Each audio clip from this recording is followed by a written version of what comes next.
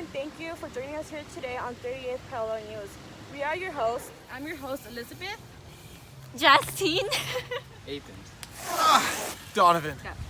As you guys know, we tend to focus on current events occurring in both North and South Korea. But today, we are taking you back to 20th century Korea. In our special segment today, we will focus on the Japanese colonization of Korea. Let's go!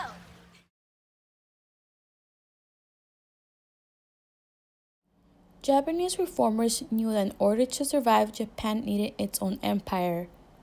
They believed Japan had a right and duty to control Korea. Japan clearly had rational reasons for deciding to control Korea. In this sense, was no different from Western powers who were trying to dominate East Asia in the 19th century. Japan would eventually take full control of Korea in 1910, turning it into a colony.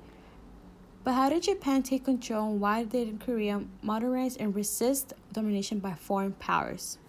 In the early 19th century, Korea was plagued by weak government, corruption, and a declining economy. Korea was governed by the Chosun dynasty and operated a feudal system similar to Tokugawa Japan. However, the king was weak and dominated by competing royal clans. Peasants were exploited by a ruling class called Yangban. There were scholarly officials.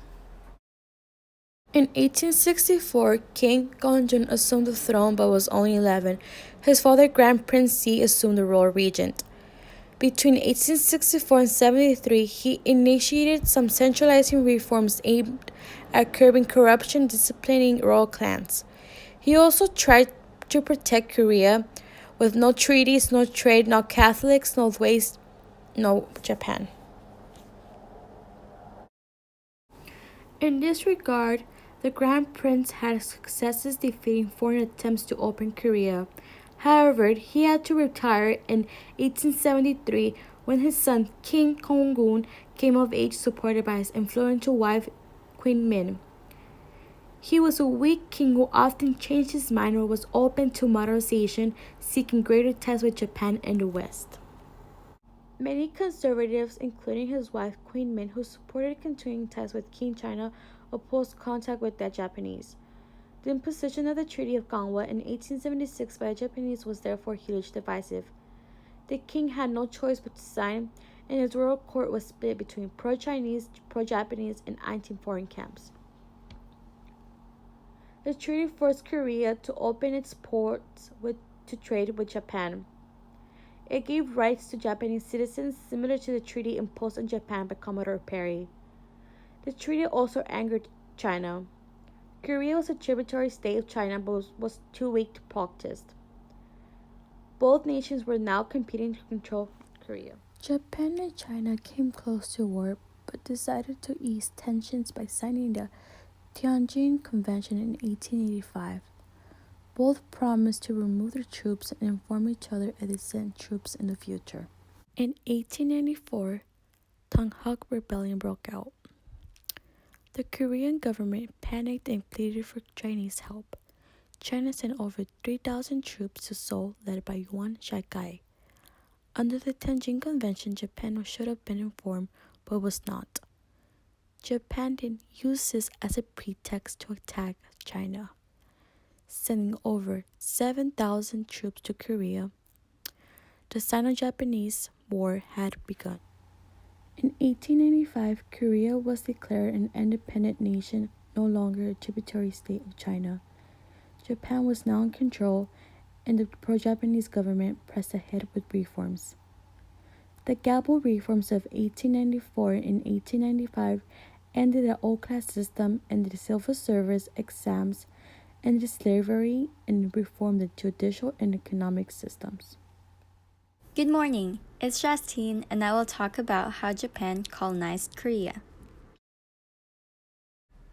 The complete annexation of Korea did not just happen in a snap. It took years of war, intimidation, and political plots. It all started in 1904, when Japan established an economic and military dominance in Korea. It was established that Japan will be the one to annex Korea after winning the Russo-Japanese War. The Taft-Katsura Act gave implied approval from the US for Japan to annex Korea, which led to Korea being forced to sign the Japan-Korea Treaty of 1905, which states that Korea will become a Japanese territory. It will also give Japan control over Korea's external matters and foreign relations. In 1907, King Gojong of Korea was forced to abdicate and give his throne to his son, Seonjong. After the abdication, a Japanese resident general, Viscount Masatake, slowly took over Korea's internal affairs. In 1910, Seonjong was pressured by Japan to abdicate the throne just like his father. In the end, they were successful in doing so. After his abdication and the signing of a treaty by Terauchi Masatake and Korea's Prime Minister Won Yong, Korea became Japan's colony and was completely under their control. The colonization lasted until the end of World War II. And that was how Japan colonized Korea. On to the next one. Once Japan ultimately acquired Korea as a colony, the Japanese undoubtedly ruled over Korea with one of the heaviest hands in world history. Reason being is that the Japanese wanted to take full advantage of Korea's economic, financial, and resource opportunities. Prior to annexation, Japan started to survey Korean land in 1898 and forced the Korean Ministry of Finance to complete all surveys already finished by the Office of Land Survey and turn over an inventory of Korean government sources of revenue. As a result, this led to Japan's seizure of all Korean land and its resources in 1912 by the Government General's promulgation of a series of laws regarding Korean ownership of land. Koreans that previously owned land had it seized by the Japanese government and were given to Japanese families that came to settle in Korea. These farmers ended up owning nothing and were on the brink of starvation. Around 720,000 Koreans that had their land seized were forced to work for the Japanese government, either in mainland China, Sakhalin, and in other Pacific islands.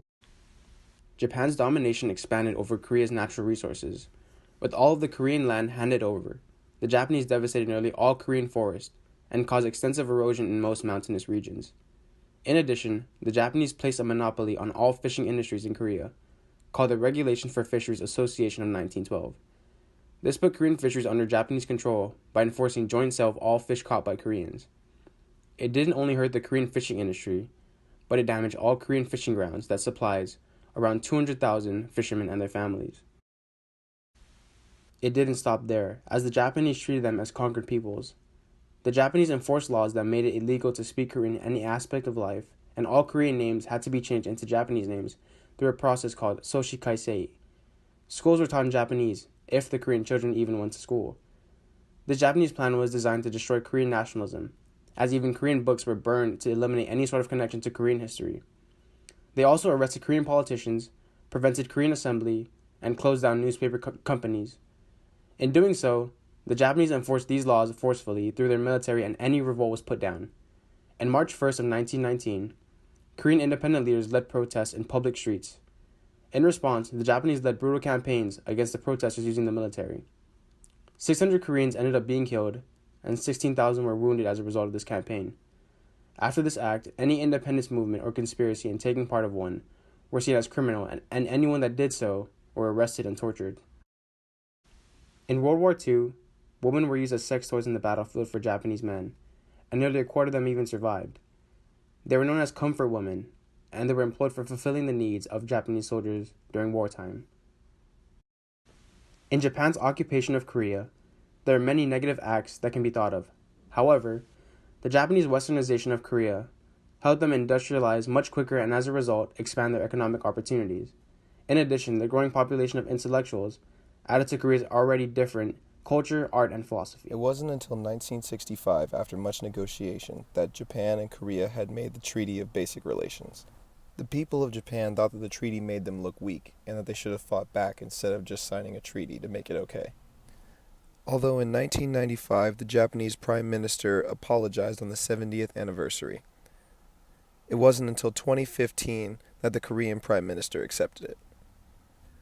After much time, the people of Korea wanted to amend the treaty because they felt it didn't settle problems from the colonial past, such as Korean women being forced into sex slavery. The Japanese denied. Although much time has passed between Japanese colonization in Korea and now, there is still much tension between the two countries, and rightfully so.